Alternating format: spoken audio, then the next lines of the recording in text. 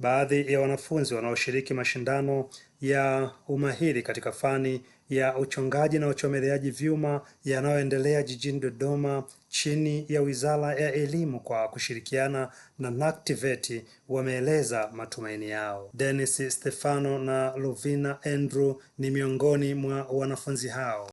Nipo hapa katika mashindano ya World Skills Competition kategori ya Welding and Metal Fabrication.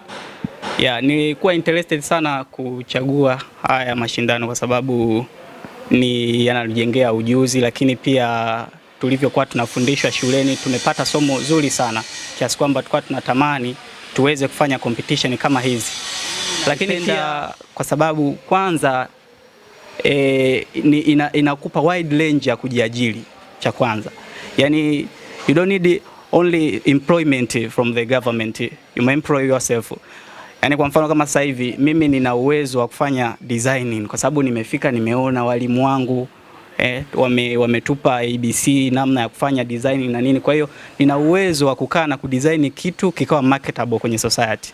Kwa hiyo nakuwa niko kwenye safe zone kwenye kategoria ya self employed.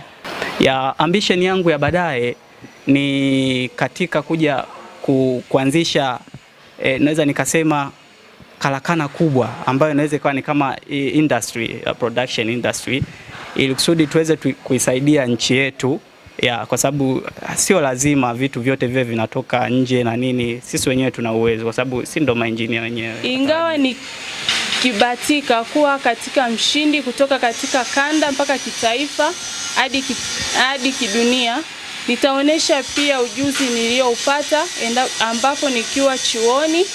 Huo ujuzi pia nitautumia nikiwa katika jamii yangu. Pia inanipatia fursa ya kuwa na umakini katika kazi zangu, pia kujiamini katika jamii yangu. Aidha, Fahadi Nurdini ambaye ni mshiriki pekee mwenye ulemavu wa kutosikia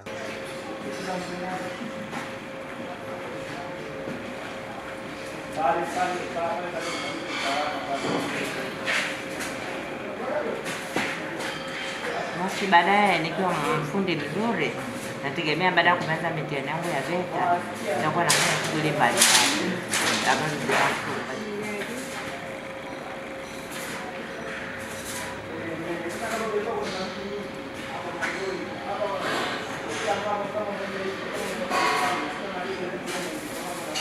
Ulemavu aina mbalimbali sio shida sana. Yaani watu wamejiunga kwenye makundi ambayo sio mazuri mtaani. Kwa wajiunge na fani kama hizi ndio waweze kuwa vijana wazuri na kujitegemea wenyewe. Naye msimamizi mkuu wa mashindano hayo Frankie Moshi kutokea chuo cha ufundi Arusha amesema, leo hii tuko mkoani Dodoma tukiwa tayari tuna wanafunzi ambao wapo kwenye mashindano ya umahiri katika fani ya welding ama uungaji vyuma kwa pamoja.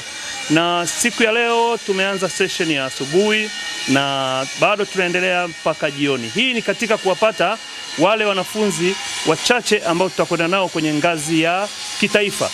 Kwa hiyo leo ni mashindano ya kikanda na baadaye tutakuwa na zoezi la kitaifa. Kwa hiyo mchujo huu umekuwa katika hali nzuri kwa sababu wanafunzi tayari wana morali, wanafunzi wanaweza kazi, wanafunzi wanapambana kweli kweli katika umahiri wao wa uungaji vyuma.